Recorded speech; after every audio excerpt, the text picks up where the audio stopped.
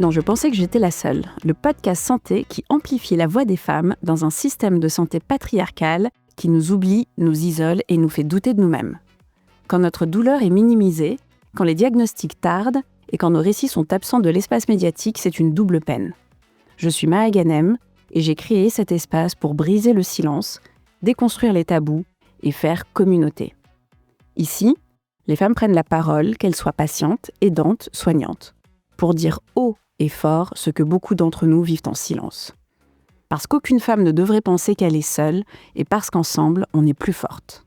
Bonjour Géraldine et bienvenue dans Je pensais que j'étais la seule. Bonjour Maha, merci de m'inviter. Merci à toi d'être là. Je t'ai découvert à travers ton podcast qui parle de handicap et qui parle de chiens de soutien et accompagnateurs. Et c'est vrai que c'est une problématique encore supérieure, on va dire, quand on est une femme et en position de handicap et qu'en plus de ça, on a également un animal de compagnie. Et je trouve ça important d'aborder ces problématiques. Et donc, c'est pour ça que je t'ai demandé de venir.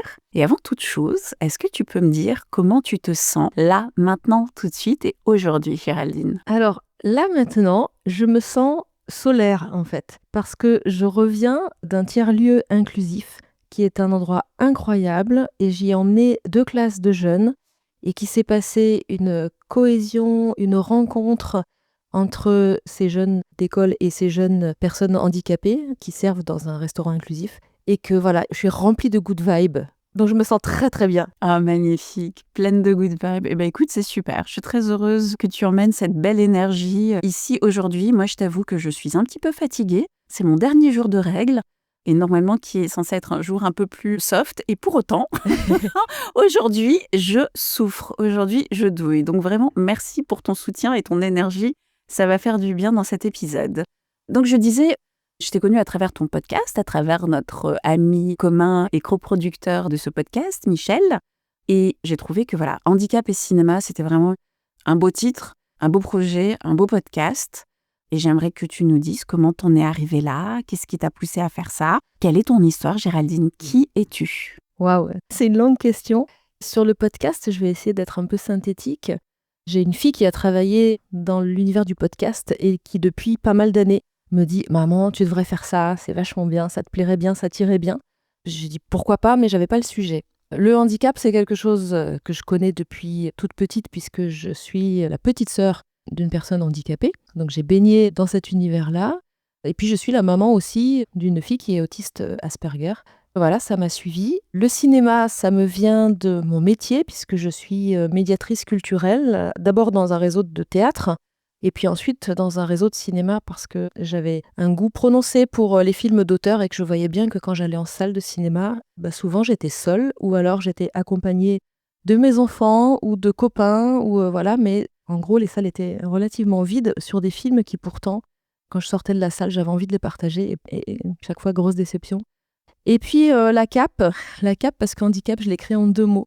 Ça, c'est la cape du super-héros. Alors dans Handicap et cinéma, le super-héros, c'est pas la personne handicapée, c'est le chien qui l'accompagne, donc les chiens d'assistance, puisque depuis 2021, je suis famille d'accueil pour l'association Handi Chien. Donc je fais la prééducation de futurs chiens d'assistance aux personnes handicapées, qui ne sont pas des chiens guides pour des personnes malvoyantes, mais qui sont des chiens qu'on remet à des personnes en fauteuil, PMR, ou bien à des personnes épileptiques, ou encore à des enfants qui sont autistes, trisomiques, porteurs de polyhandicap, etc.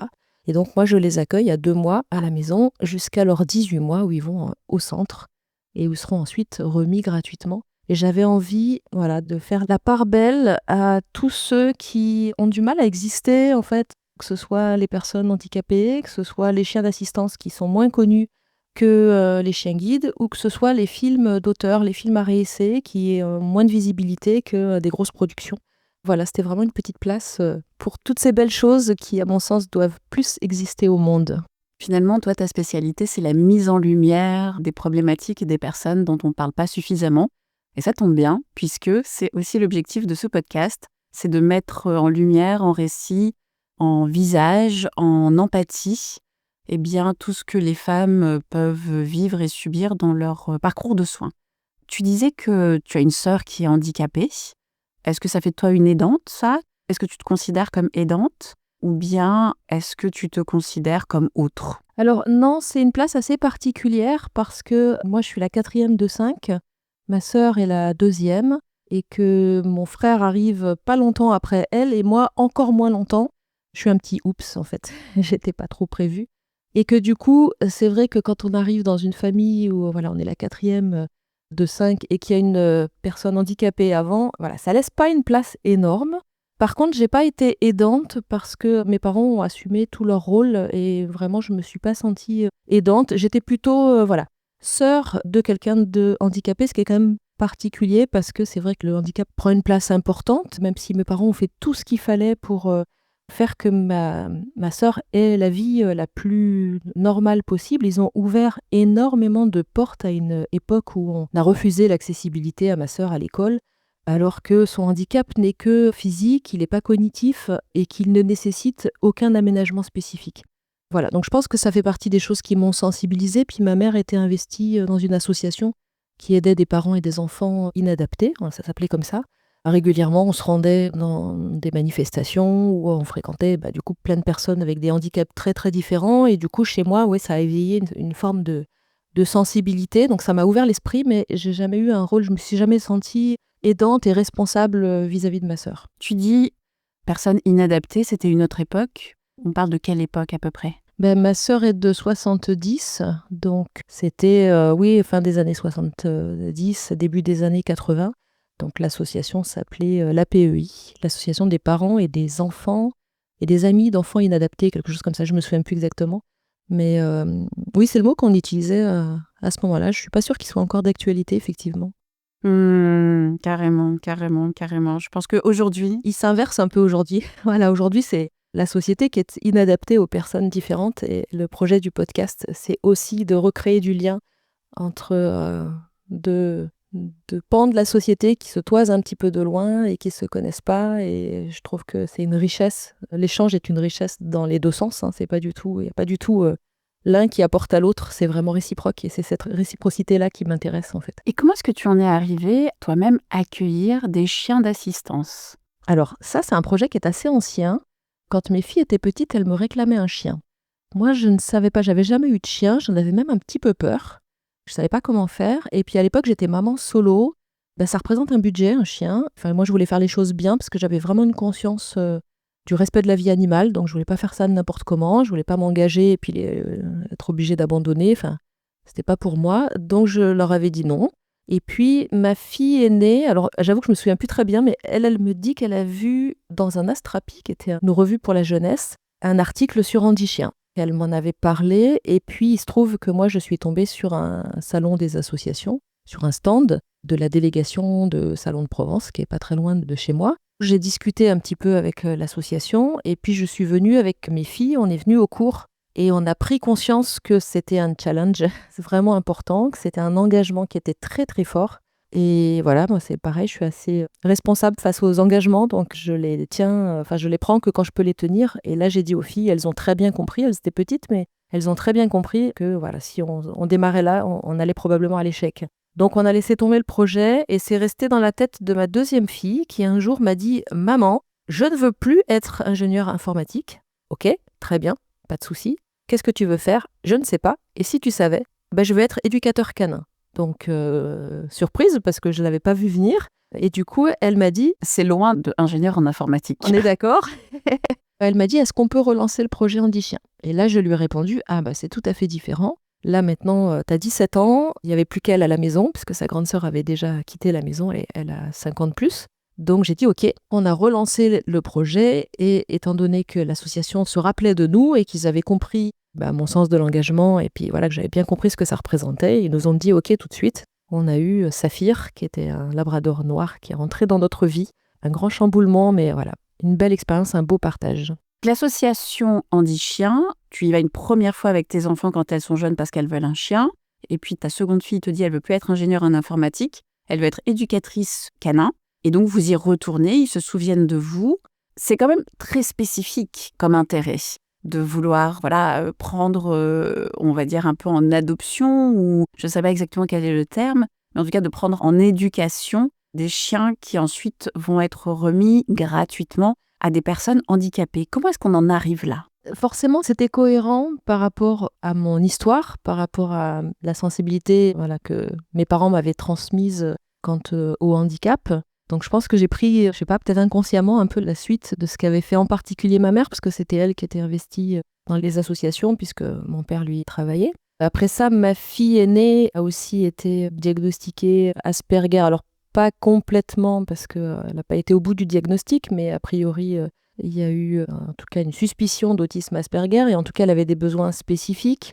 Et donc, moi, là où ça me parlait, c'était une question de vulnérabilité. Et moi aussi, en tant que femme, moi, j'ai connu des situations de grande vulnérabilité. Et je crois que ce projet-là, il venait réparer plein de choses, notamment grâce à l'animal. Alors, pour la petite anecdote, quand j'étais petite, je crois vers 6 ans, j'ai un chien qui m'a poursuivie dans une allée et puis qui m'a happé la main, mais absolument pas dans l'idée de la croquer, sauf que dans ma tête d'enfant de 6 ans, il m'a amputé du bras. J'ai eu une terreur, mais voilà, dans tout le corps. Donc, j'ai retenu l'expérience que j'avais peur des chiens et que j'aimais pas ça. Et puis, quand Saphir est arrivé, j'étais pas hyper confiante, mais l'association nous a appris à lire les codes canins et à les comprendre. Et voilà, tout ça est complètement réglé aujourd'hui. Donc, ça m'a été utile aussi à moi, ça m'a permis de régler ça. Et j'ai eu une réminiscence un jour, en observant Saphir. Je me suis vue, quand j'étais petite, donc je devais avoir 8 ans, mon petit frère qui a 5 ans de moins que moi en avait 3, et je jouais à l'éducateur canin. Donc, en fait, avec lui, voilà. Et c'est drôle parce que c'était un souvenir enfoui sous une couverture. Et il est sorti comme ça un jour, pouf, de nulle part. J'en ai parlé à mon frère, il se rappelle pas, mais je pense qu'il était vraiment tout petit. Et donc je lui donnais des consignes, je lui disais fais ci, fais ça. Donc il y avait aussi un goût, il y avait un intérêt vers le chien, vers l'animal, mais qui n'avait pas été encouragé par mes parents, mon éducation, parce qu'on n'a jamais eu de... On était 5 enfants, ça suffisait comme occupation pour mes parents, donc on n'a pas eu de chien. Donc il y avait aussi peut-être...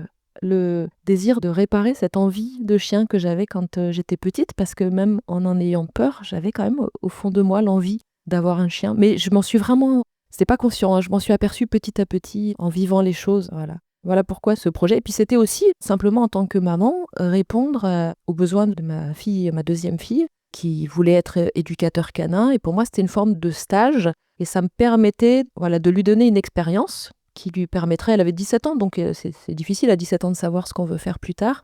Mais en tout cas, ça lui permettait de tester, de rencontrer des éducateurs canins potentiellement, de voir leur travail, puis de le voir d'une manière que je trouvais vraiment chouette et qui avait du sens. Ça l'aidait dans son projet professionnel à se définir.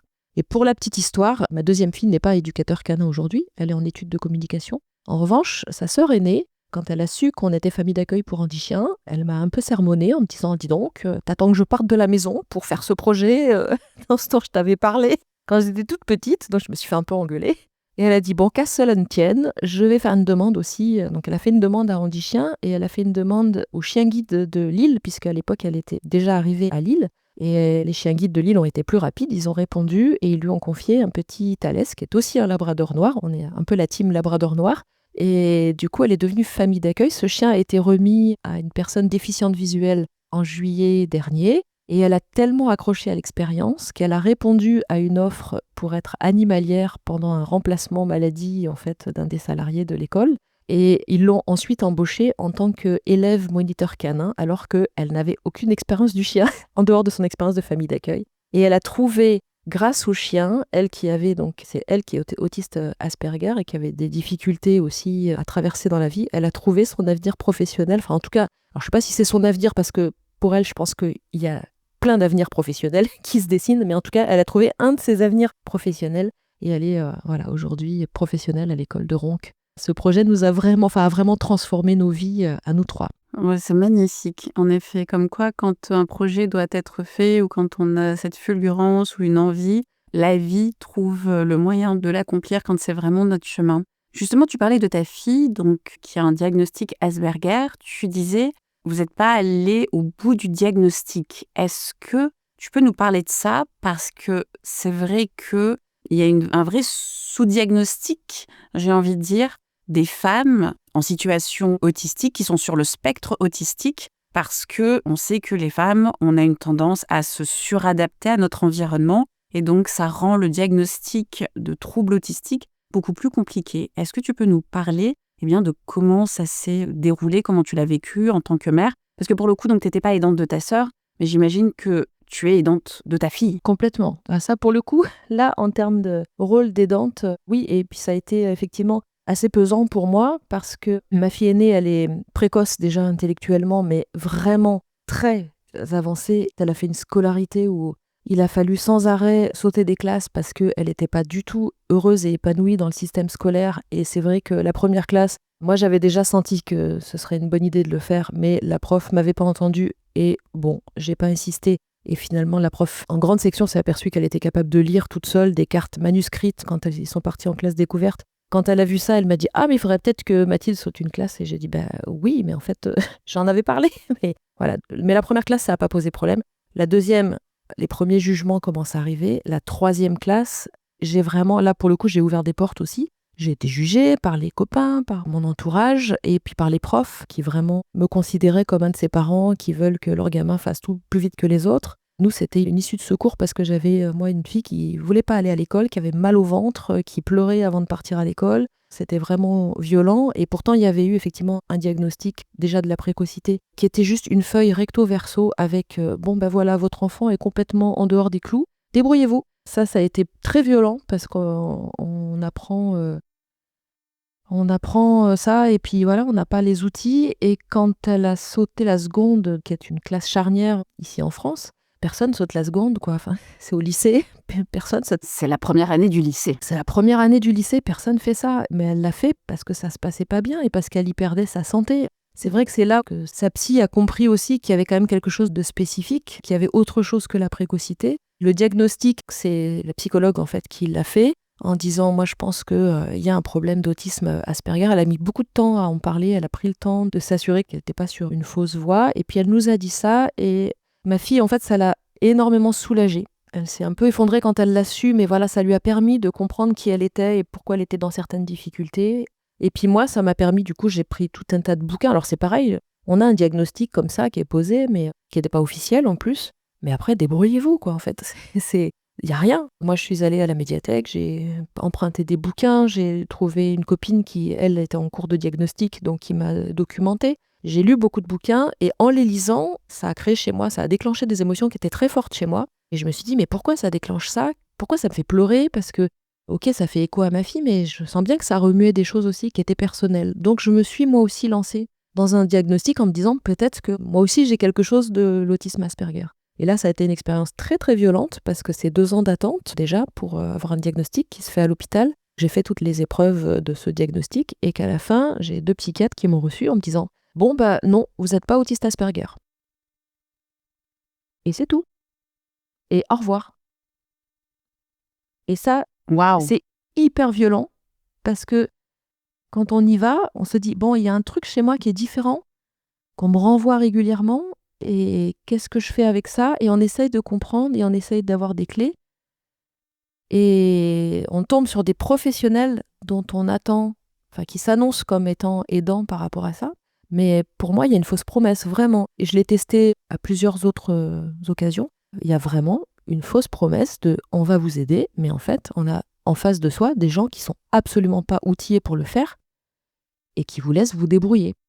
Et là, le seul recours, c'est la littérature qui a été produite sur ces sujets-là. C'est le groupe d'amis, il n'y a pas grand-chose en fait, parce que même les associations, etc., par rapport à la précocité, j'avais été trouver une association de parents d'enfants précoces. Je les ai fait rencontrer à ma fille et elle m'a dit « Mais maman, moi j'ai pas envie d'être dans ton association des précoces anonymes là. » Enfin, c'était hyper fermé et je l'ai comprise. Je partageais son point de vue. C'était des gens qui avaient envie d'être dans un entre-soi. C'est pas du tout ce qui m'intéressait. Moi, j'avais envie que ma fille, avec sa diversité, elle puisse apporter toute sa richesse à l'école et puis que l'école puisse trouver avec elle des fonctionnements différents. Ça, c'est compliqué et je sais que plusieurs profs m'ont dit après, notamment, je reviens au passage scolaire qu'elle a fait, plusieurs profs m'ont dit après, on n'y croyait pas du tout, mais vous nous avez prouvé que c'était possible. On s'est rendu compte que vous aviez raison. Alors quand ils disaient vous, c'est pas moi la maman, c'est ma fille et moi. Que vous aviez raison de croire en ça. Et quand votre fille est passée dans la classe supérieure, notamment quand elle est passée en première, du coup, de la seconde à la première,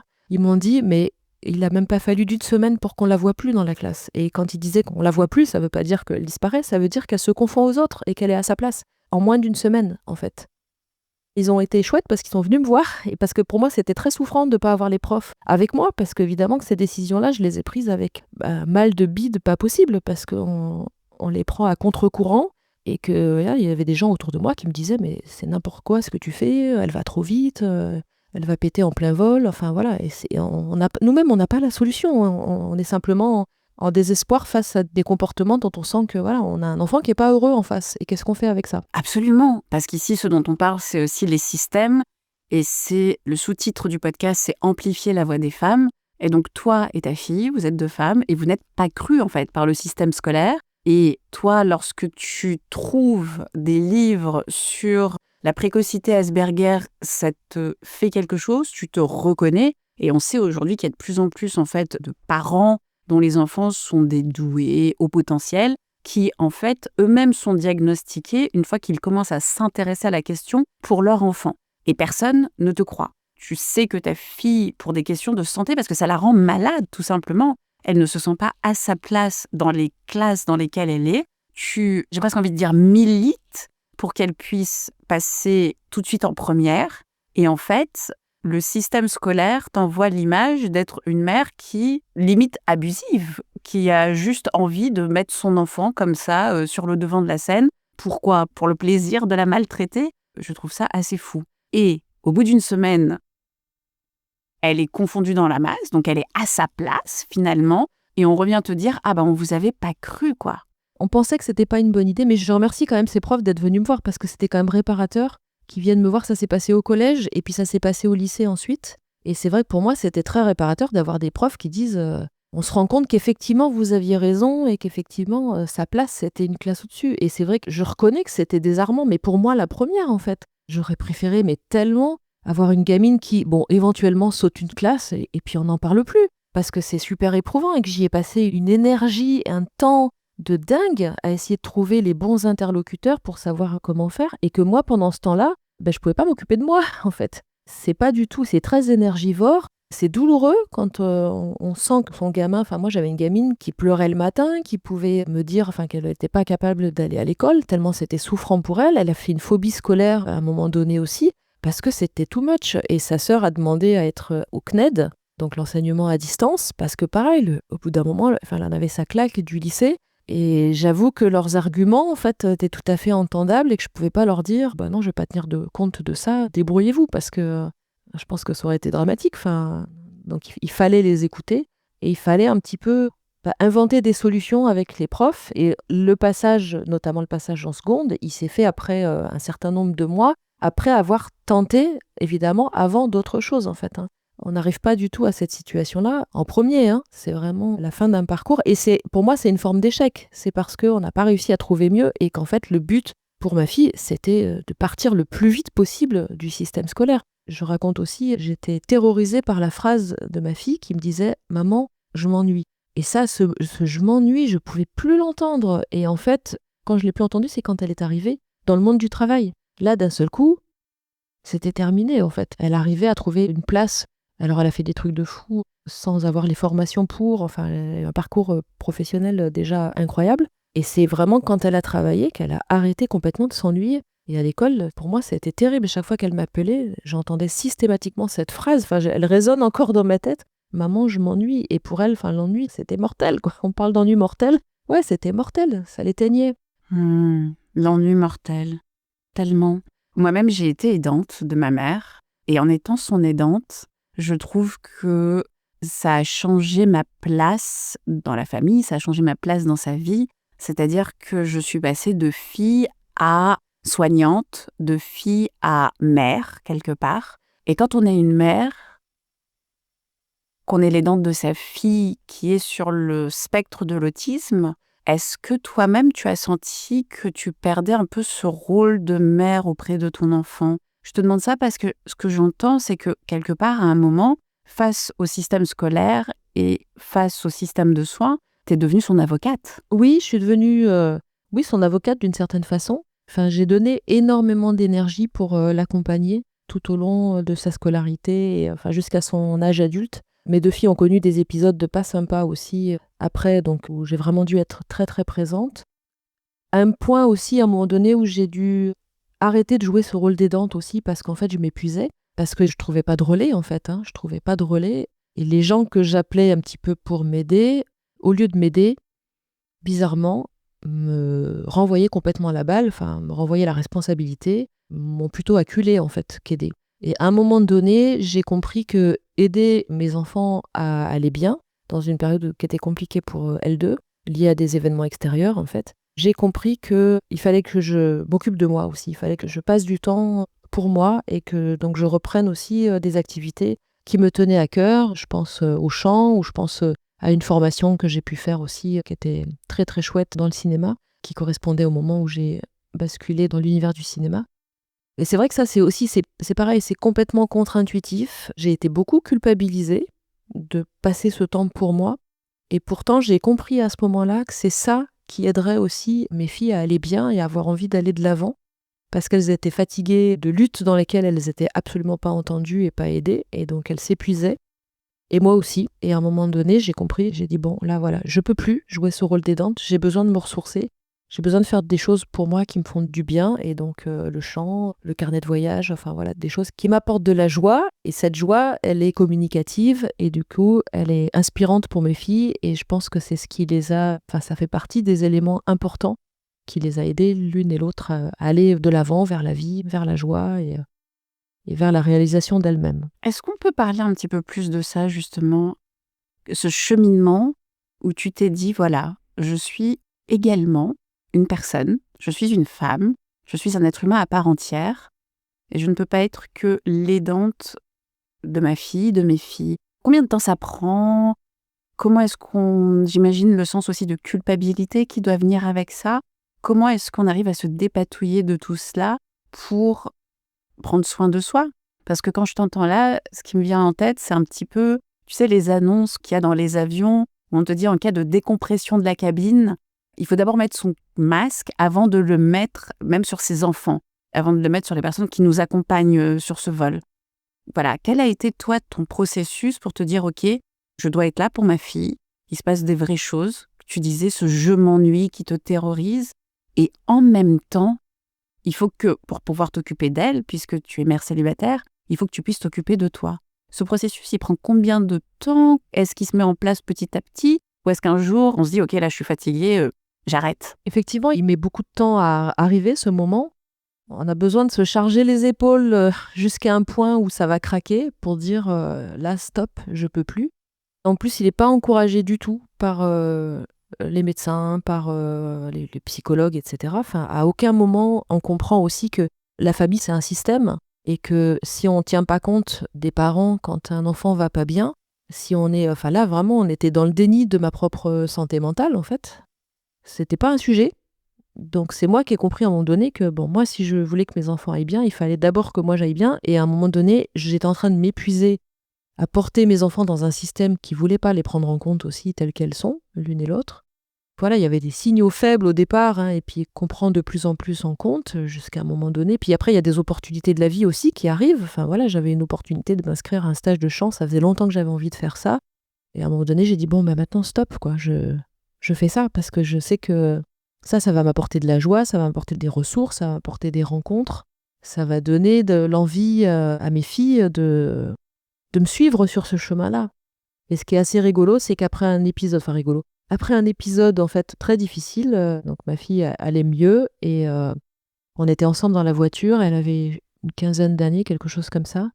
Et dans la voiture, elle me dit, j'organisais des stages de chant avec les copains et en fait, comme elle était ado, elle n'était pas très chaude pour participer. Et dans la voiture, elle me dit, tu vas encore faire un stage de chant? Je suis surprise, je dis oui, oui, je vais encore en organiser. Oui, parce que j'aimerais bien en faire un avec toi. Et là, j'avoue que, enfin, voilà, d'un seul coup, je me suis dit, waouh, enfin, tu vois, ça me revient là maintenant. Cet événement, je sais plus quel âge elle avait, mais elle était déjà presque jeune adulte, peut-être même. C'était peut-être un peu plus tard. Donc, en fait, ce que moi, j'avais infusé doucement, j'avais ces pratiques de chant, etc. Mais le stage dont je te parle depuis tout à l'heure, c'est un stage que j'ai fait à un moment un petit peu critique, en fait. C'est surtout ça, c'est ce qui était chaud pour moi à décider, c'est de faire ce stage à un moment où je sentais que vraiment ma fille n'allait pas bien et de dire je vais aller chanter pendant qu'elle va pas bien. C'est pas facile comme décision, où je vais aller faire une formation loin de la maison pendant qu'elle va pas bien. C'est une décision qui est difficile à prendre, qu'on prend un petit peu la boule au ventre, mais que je regrette pas d'avoir prise aujourd'hui parce que je vois, et ce petit moment dans la voiture où d'un seul coup, ma fille me dit mais quand est-ce que tu réorganises un stage avec les copains pour chanter? Vraiment, je l'avais pas vu venir et en fait, d'un seul coup, elle avait envie. Et puis c'est vrai qu'aujourd'hui, elle fait du piano, elle fait du DJing. En fait, elle a enseigné le DJing et elle a lancé sa chaîne YouTube de DJing. Et tout ce rapport à la musique et tout, je pense que voilà, il s'est aussi construit grâce à ça. Donc, mais jamais un médecin vous dira, vous savez quoi, prenez soin de vous, occupez-vous de vous. Qu'est-ce qu'on peut vous donner pour que vous alliez bien? Enfin, pas du tout. En fait, ils sont vraiment complètement, ils occultent, enfin, ils séparent les choses complètement, alors que c'est un système, la famille. Hein. Ma famille est un système et en effet, il y a ce côté, ce que j'entends ici, c'est que ce choix, c'était un peu, voilà, tu décides de faire ce stage à un moment un peu critique pour ta fille et finalement, c'est un choix qui est un petit peu qui tout double et qui a payé, dans le sens où tu l'as inspiré, tu leur as montré que oui, on peut être dans la vie et on peut décider de se prioriser même quand tout va mal. C'est ça. On peut décider de trouver de la joie même quand quelque part tout fout le camp. C'est ça. On peut s'appuyer sur la pratique. Moi, ça a été mon métier, hein, la médiation culturelle et puis le fait de développer des pratiques culturelles dans mon entourage.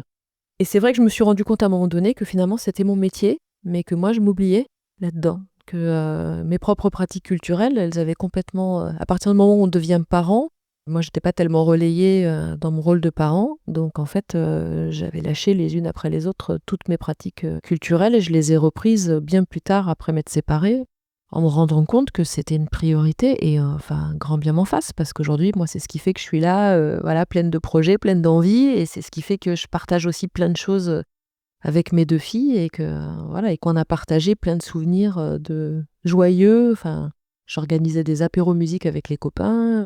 Ma 2e fille venait avec ses copains qui étaient adolescents, ce que je mélangeais ado-adulte. Et je sais que c'est quelque chose qui a compté pour elle, dont elle était fière. Enfin, elle en parlait à ses copains. Tu devrais venir aux apéros musique de ma maman.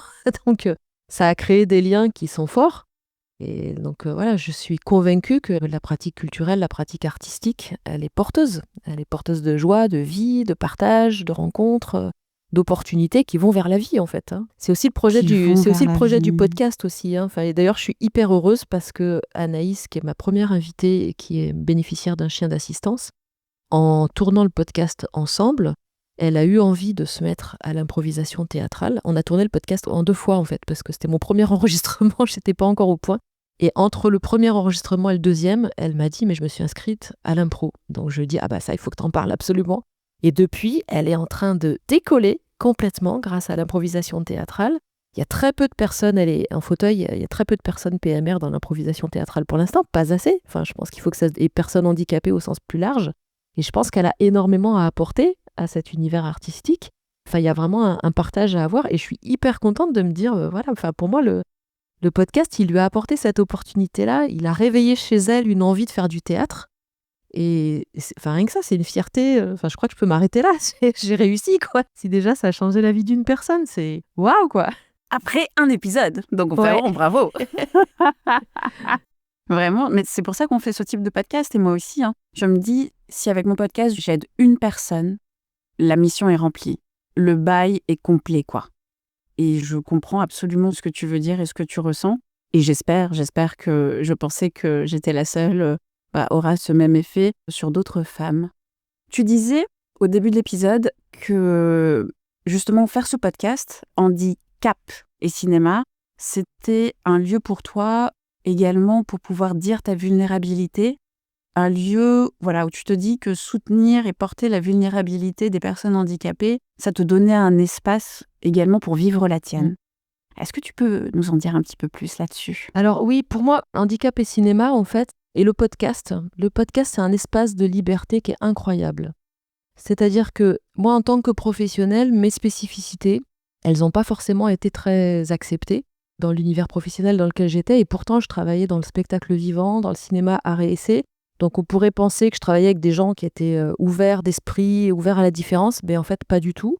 Les cinémas et les théâtres qui étaient au départ associatifs et qui étaient aux mains de gens qui avaient une vibe artistique et une ouverture d'esprit. Effectivement, c'est vrai qu'en début de carrière, j'avais pas de problème d'acceptation. Puis plus j'ai avancé, plus les lieux se sont municipalisés, métropolisés, et donc sont entrés dans ces lieux des gens qui n'ont pas cette ouverture d'esprit. Et du coup, d'ailleurs, un jour, on m'a dit « mais toi, t'es autiste ».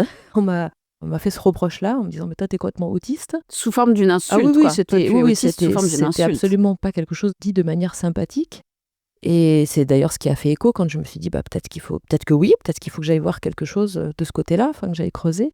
Et c'est vrai qu'en tant que professionnelle, moi, je sentais pas ma place avec mes collègues de travail en particulier. Alors avec mes partenaires, oui, ça marchait du tonnerre, ils étaient hyper contents, mais avec mes collègues du travail, ça fonctionnait pas.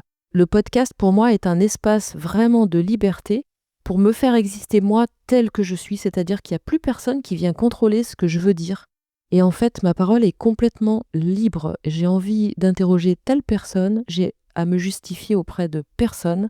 Si ça plaît aux gens, mais waouh, mais tant mieux, faisons-le. Et pour l'instant, c'est le cas parce que j'ai que des retours, mais dithyrambiques sur ce podcast. Je marche 10 cm au-dessus du sol parce que j'ai des retours de professionnels et tout qui sont waouh, juste incroyables sur déjà 2 épisodes. Donc c'est vraiment beaucoup de fierté pour moi. Et ça me permet d'être moi telle que je suis avec ma sensibilité. Et là, pour le coup, je vois bien que cette sensibilité, elle est entendue et qu'elle paye, même si j'aime pas ce mot-là. En tout cas, elle a son espace là. Je peux être qui je suis. En plus, le podcast, c'est super parce que voilà, on peut se louper, on peut réenregistrer, on peut arrêter l'enregistrement. Donc, c'est pas grave si on dit une ânerie, on s'en fiche, on coupe. Ça, c'est vraiment génial. C'est un espace qui est très libre pour ça. Et puis voilà, je décide vraiment du contenu, du choix éditorial que je fais, des invités, de quoi je veux parler, de ce que je dis sur le handicap. Ça me permet d'être vraiment moi-même. Et on m'a dit d'ailleurs, ce podcast, il est super parce qu'il est sincère. Et en fait, il est juste qui je suis, moi, avec qui est mon invité lui-même. Et c'est ça qui me plaît. Et c'est ce qui me plaît aussi dans le format podcast qui permet cette liberté de parole. Et je trouve que d'ailleurs, il y a beaucoup de femmes dans le podcast qui prennent la parole. Et mon projet, c'est aussi d'ailleurs de beaucoup donner la parole aux femmes. J'aimerais qu'il y ait de la parité dans ce podcast et s'il y a un déséquilibre, il sera en faveur des femmes. Voilà. Idéalement, il faudrait que j'atteigne la parité, mais je m'autorise un petit déséquilibre parce qu'on a quelques points de retard à rattraper, donc c'est pas très grave. Voilà. Et à des femmes, absolument. Le handicap, c'est pas aussi pour rien, c'est la première cause de discrimination, le handicap. Donc effectivement, pour les femmes qui sont handicapées, c'est d'autant plus... C'est la double peine. C'est la double peine, ouais. Tu disais tout à l'heure, ça paye. T'aimes pas ce terme, alors j'ai envie de te proposer le terme de gratifiant. Voilà, c'est gratifiant de faire ce podcast. Ouais. J'aime dire, à propos de « Je pensais que j'étais la seule », que parler, c'est déjà agir. Et je trouve que vraiment ton podcast démontre absolument de ça. Et en effet, l'un des objectifs de « Je pensais que j'étais la seule », c'est aussi ça, c'est amplifier, valoriser la parole des femmes dans des systèmes qui nous bâillonnent, dans des systèmes qui ne nous croient pas, dans un monde, en fait, où nous sommes présumées menteuses ou toujours dans l'exagération, alors que, soi-disant, on devrait être dans un monde extrêmement cartésien, alors qu'en fait, non, nous sommes des êtres humains, nous ne sommes pas des machines. Voilà, c'était un petit peu, voilà. Vraiment, je trouve ton podcast extraordinaire. Merci. Alors là, on en vient à la partie cinéma. En fait, c'est pas un hasard aussi que je mêle handicap et cinéma. Le cinéma, c'est une vitrine incroyable, c'est une possibilité de changer les regards. Aujourd'hui, alors moi je suis dans des collectifs et des associations de cinéma qui vont vers la transition écologique et sociétale. Aujourd'hui, on parle de nouveaux récits qui sont des récits plus inspirants. Moi, c'est les films qui m'intéressent aussi. Ce podcast, il a pour objectif d'être positif. J'ai pas du tout envie de m'acharner sur des films, il y en a aussi, qui ont des représentations très clichés du handicap, qui sont interprétés par des personnes valides qui sont pas concernées par le handicap et qui se réapproprient la cause. Ça existe, mais ça m'intéresse pas d'en parler. Ce qui m'intéresse, c'est de parler de choses positives. Et le cinéma est vraiment pour le handicap. Enfin, la représentation du handicap au cinéma, c'est encore des chiffres qui sont misérables. Donc l'idée, c'est d'encourager ça. Et j'ai eu déjà des retours de scénaristes ou de réalisateurs qui m'ont dit « Waouh, mais c'est génial parce que tu nous présentes en fait des trajectoires de vie qui sont hyper inspirantes pour écrire des personnages. » Donc c'est aussi le projet d'utiliser cet art qui permet une visibilité qui est très forte et puis qui a, à mon sens, un énorme pouvoir de transformation sur la société. C'est pas par hasard que le mouvement MeToo vient du cinéma. Et c'est vrai qu'il a... Alors moi, quand tu parlais tout à l'heure de parole, moi, le MeToo, je l'ai fait il y a déjà 20 ans. J'ai vécu de la violence conjugale. J'en ai parlé ouvertement et sans souci depuis 20 ans parce que voilà, j'estime que j'ai pas de... Enfin, c'est pas moi qui ai été violente, donc j'ai pas de honte à avoir là-dessus. Le cinéma a enfin aussi révélé des choses au grand public et c'est vrai que là, sur ce qui concerne les violences sexistes et sexuelles, les choses sont vraiment en train de bouger.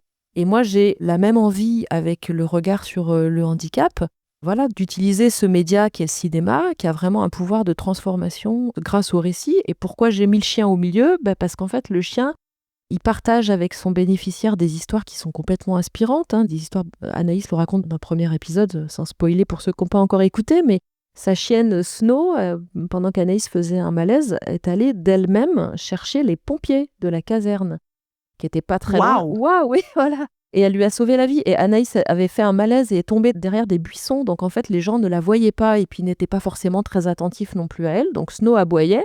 Les gens réagissaient pas. Et au bout d'un moment, Snow est partie plus loin dans la rue chercher les pompiers. Elle n'a pas été éduquée pour ça. On a aussi dans notre délégation une jeune femme qui est épileptique. Et son chien l'a sortie 2 fois de la piscine.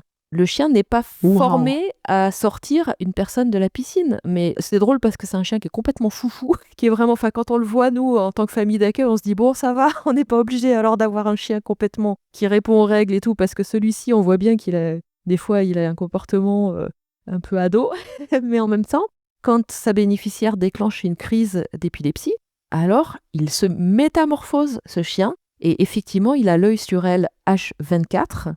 Et voilà, 2 fois, elle était dans sa piscine. Les gens autour de la piscine n'ont pas vu qu'elle faisait une absence, mais le chien l'a senti tout de suite et s'est jeté à l'eau et est allé récupérer la personne dans la piscine. Et ces histoires-là, je trouve qu'elles permettent de véhiculer un regard sur le handicap qui est beaucoup plus inspirant. Voilà, les chiens sont vraiment, enfin, c'est eux les héros de l'histoire.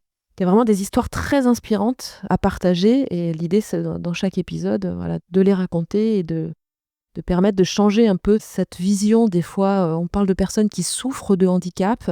Alors le handicap est là parfois, mais les gens souffrent pas forcément, quoi. Une personne qui est déficiente visuelle depuis toute petite, elle souffre pas, tout va bien pour elle, elle est juste déficiente visuelle, quoi. Donc voilà, c'est changer un petit peu ce vocabulaire et ce regard de la personne handicapée, grâce au cinéma. Les réhumaniser, tout simplement. C'est ça. Tu disais le mouvement MeToo est parti du cinéma et c'est pas pour rien, que toi-même tu as été victime de violences et que déjà il y a 20 ans et que déjà à l'époque tu en parlais ouvertement.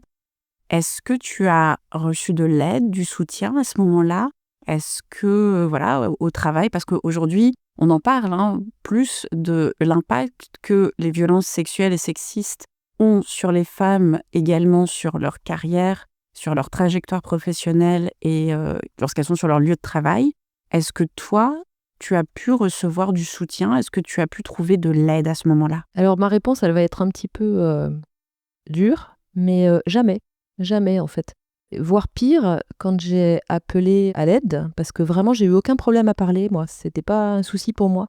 Beaucoup de femmes qui se taisent, qui disent rien. Alors, moi, je vivais une violence qui était une violence administrative, financière, psychologique, donc qui fait pas de tâches, qui fait pas de bleu. Donc, c'était peut-être le plus difficile à faire valoir. Et quand moi, j'ai contacté énormément de professionnels pour essayer de sortir de cette situation. C'est une situation qui a commencé, enfin qui s'est vraiment exacerbée au moment de la séparation.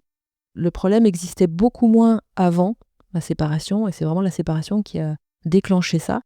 Et ça a été un combat extrêmement long avec énormément de professionnels prévenus et des professionnels qui ne veulent pas témoigner. Un médecin pédiatre qui ose témoigner et qui se fait reprendre par l'ordre des médecins. Voilà, à qui on lui reproche d'avoir témoigné, ce qui est quand même énorme, parce que là, on se dit, ah, enfin, il y a quelqu'un qui accepte de dire qu'effectivement, il y a un problème qui concerne notamment les enfants, et le médecin se fait taper sur les doigts. Le médecin qui a voulu te soutenir s'est fait taper sur les doigts par l'ordre des médecins. L'ordre des médecins. Voilà. C'est le monde à l'envers. C'est pour ça, je parlais tout à l'heure de fausses promesses, c'est ça. C'est-à-dire, on vous dit parler, on vous dit appeler tel numéro, etc. Moi, j'ai fait tout ça. Tous ces processus, je les ai tous faits. J'ai eu des silences radio complets, j'ai eu des reproches, j'ai eu même des menaces. Wow. Voilà, j'ai fait appel à des assistantes sociales, elles m'ont fait des menaces. Le processus, non seulement j'avais pas d'aide, mais en plus, ça s'inversait, en fait. Voilà, je dis souvent que je suis une résistante et une résiliente. Enfin voilà, je pense que le mot résilience, il a dû être créé pour moi. Je ne sais pas, mais en tout cas, j'ai réussi à traverser ça sans... Alors l'aide, elle venait des copains qui étaient là, qui étaient à l'écoute, parce que j'avais besoin évidemment de trouver un espace pour parler. Je remercie quelques copains qui ont été vraiment présents et qui allaient marcher avec moi pendant que je pleurais pendant 3 longs quarts d'heure parfois pour vider mon sac avant de pouvoir reprendre le cours de ma vie. Non, ça a été extrêmement éprouvant. Heureusement, je vois aujourd'hui que les choses bougent de ce côté-là. Moi, j'ai pas eu envie de... J'aurais pu faire un podcast sur la violence. J'ai pas eu envie de ressasser ça. Voilà, j'ai eu besoin de passer à autre chose. Et le podcast Handicap et Cinéma, il fait écho quand même, comme je le dis, à cette vulnérabilité. Et c'est ça qu'il a envie de faire exister. C'est une façon détournée, on va dire, de réparer un peu cette violence subie et de pouvoir avancer, proposer d'autres choses. Puis voilà, construire le monde, moi, qui me fait rêver, qui est un monde où on est accepté avec ses différences, avec ses spécificités, avec ses particularités à chacun et chacune. Et c'est ça qui est enrichissant, en fait, c'est de s'adapter. C'est toujours un petit peu... Quand on doit s'adapter au handicap, par exemple, il y a toujours un petit moment, il peut y avoir un petit moment de malaise, on ne sait pas comment faire, on n'a pas bien les codes. Mais quand on les a compris, ces codes, en fait, c'est enrichissant dans les deux sens. Du coup, j'ai beaucoup d'amis concernés par le handicap aujourd'hui, beaucoup plus qu'avant 2021, quand j'ai démarré l'aventure Handichien. J'ai rencontré énormément de personnes déficientes visuelles aussi en m'intéressant à cette question-là. Et à chaque fois, c'est des rencontres qui sont juste incroyables, en fait. Et j'ai envie d'embarquer les gens en leur disant venez, il y a un trésor à découvrir, venez le voir, parce que vraiment, vous passez à côté de quelque chose de génial, sans vouloir non plus, je veux pas que le handicap soit perçu comme des super-héros, comme on demande, je fais le parallèle d'ailleurs avec les femmes, des fois on dit aux femmes, ouais, c'est une femme forte, mais les femmes, on n'a pas envie d'être des super-héros, on a juste envie d'exister au monde, d'être là, on n'a pas envie d'être courageuse, on a juste envie de pouvoir sortir le soir tranquillement, sans s'inquiéter. Pour les personnes handicapées, c'est la même chose. Ils n'ont pas envie qu'on leur demande... Alors c'est super s'il y en a qui arrivent à traverser la Manche à la nage, et tant mieux, et c'est génial, qui s'éclatent. Mais on n'a pas envie que ce soit contraint pour tout le monde. Il faut que les gens qui ont envie de le faire puissent le faire, et puis que les autres qui ne veulent pas le faire puissent ne pas le faire et exister au monde aussi. Et ils ont plein d'autres choses à apporter. Donc voilà, Absolument. C'était ça le projet du podcast. C'est un magnifique projet, et on mettra le lien du podcast dans la description de l'épisode. On arrive à la fin de cet épisode et j'aimerais te demander de compléter la phrase du titre de ce podcast. Je pensais que j'étais la seule. Waouh, challengeant. Je sais pas si ça m'est déjà arrivé de penser que j'étais la seule. Par contre, j'ai beaucoup pensé que j'étais seule. Ça, c'est vraiment quelque chose... je me suis beaucoup trouvée seule. Et c'est vrai qu'aujourd'hui, grâce au podcast, je fais quelque chose qui me fait vibrer. Et j'attire à moi des gens mais incroyables. Je me sens plus du tout seule. Je me sens entourée de gens, mais vraiment, d'une richesse incroyable qui viennent comme par magie. Tu as parlé tout à l'heure de Michel, je lui refais un petit clin d'œil. Il est arrivé comme par magie de nulle part, on ne s'est jamais rencontrés et déjà il a été d'un soutien pour ce podcast énorme. Et effectivement, en faisant ce qui me fait vibrer, ce qui est peut-être aussi ma place dans ce monde aujourd'hui, je me sens plus seule du tout, mais vraiment du tout, quoi. Ah, c'est magnifique. Ah là là, Michel, quel homme magique. Tout à fait. Je suis absolument d'accord avec toi. On en a un petit peu parlé tout à l'heure, mais qu'est-ce que tu fais pour te faire du bien ? C'est les 3 questions avec lesquelles j'aime bien clôturer. Donc, qu'est-ce que tu fais pour te faire du bien ? Si tu avais une sœur, une amie qui a vécu les mêmes situations que toi, qu'est-ce que tu lui conseillerais ? Et puis, la dernière question que j'aime poser, c'est qu'est-ce qu'on peut te souhaiter pour l'avenir ? Alors, qu'est-ce que je fais pour me faire du bien ? Je vais au hammam. J'ai découvert le hammam hyper tardivement grâce à une copine marocaine. Et en fait, j'ai dit, mais ça, c'est un truc pour moi, quoi. Voilà. Donc, quand j'ai un trop-plein d'émotions, de travail, de fatigue, je vais au hammam, des fois seule, des fois accompagnée. Mais ça me fait un bien de dingue. Je vais chanter aussi. Ça, c'est quelque chose qui me fait énormément de bien. Voilà ce que je fais pour me faire du bien. Je vais rebondir sur le hammam. Je suis moi-même tunisienne et j'avoue, le hammam, c'est assez magique. Quand j'étais malade, ça m'a fait énormément de bien. La deuxième question, c'était si tu avais une sœur, une meilleure amie qui a traversé les choses que tu as traversées, que ce soit avec ta fille, que ce soit avec la violence que tu as subie dans ton couple et la non-réaction dans le monde professionnel et d'autres situations de vie que tu as pu traverser, où tu t'es sentie seule, quel serait ton conseil? Alors, je lui dirais 2 choses. Je lui dirais: «Il y a un trésor en toi, fais le focus là-dessus, en fait, occupe-toi de toi».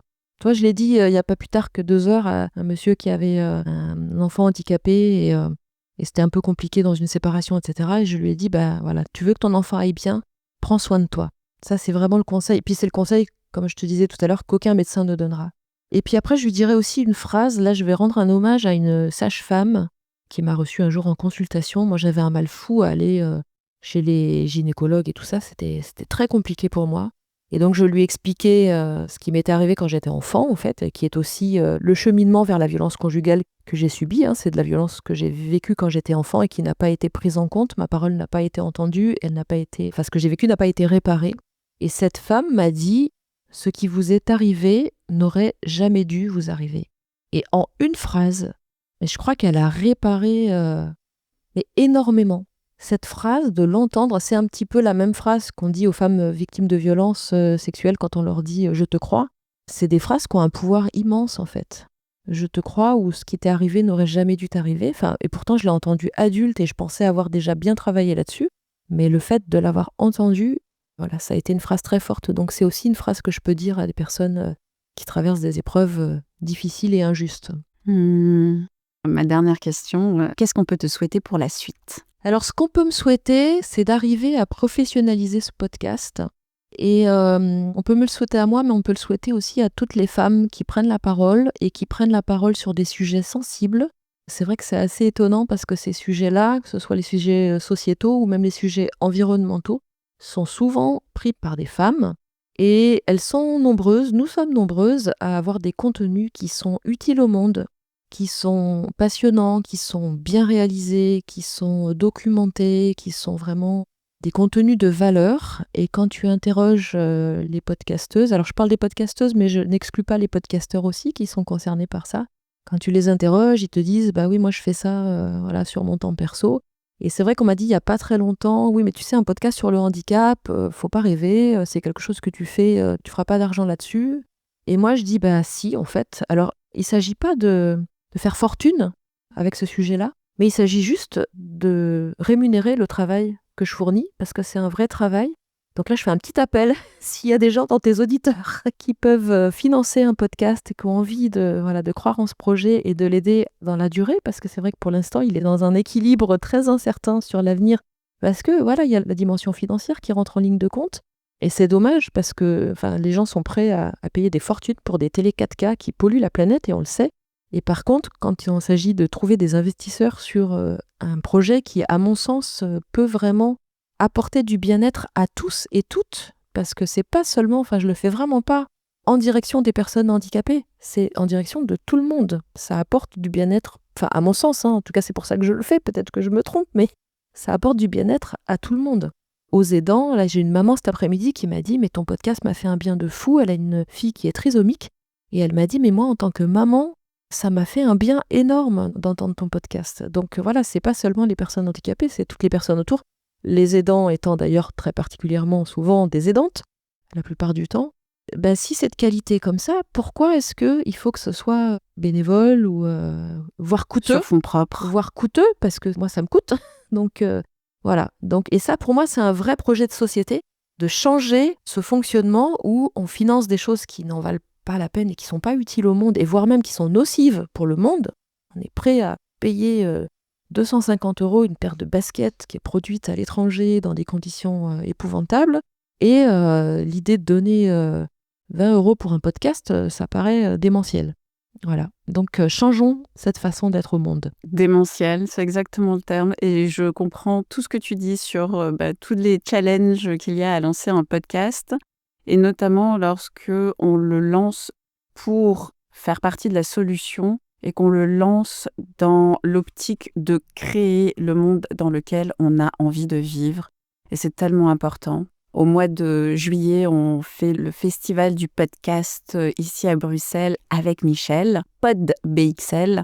Et c'est vrai que j'espère déjà que de nombreuses personnes viendront. Et c'est vrai que c'est une vraie question qu'on va poser sur le financement des podcasts et comment est-ce que de pouvoir, Michel dit souvent ça, il dit l'avantage du podcast, c'est de pouvoir se parler entre citoyennes et citoyens directement et sans entrave, on va dire, de préoccupations financières, de gros groupes médiatiques. Et c'est vraiment quelque chose d'important. Et donc l'appel est lancé. Peut-être qu'il y aura un crowdfunding, un financement participatif. En tout cas, l'appel est lancé et l'idée est à creuser. Je suis d'accord avec toi. Merci beaucoup, Géraldine, d'être venue participer, d'être venue te déposer, d'être venue témoigner. Je suis ici en studio avec Michel qui t'embrasse également. Et comme dit, je vais mettre le lien vers ton podcast en description de l'épisode. Et je te dis à très, très bientôt.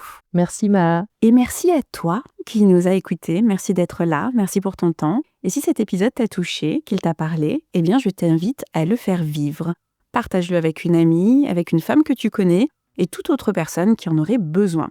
Je t'invite également à liker, commenter, t'abonner et à nous retrouver sur les réseaux sociaux @j'étais-la-seule pour continuer la conversation, soutenir la communauté qui est en train de se construire et si tu le souhaites, déposer ton propre vécu. Parce que Je pensais que j'étais la seule, eh bien on sait que parler, c'est déjà agir et qu'agir, c'est commencer à guérir. Prenez bien soin de vous et à très bientôt.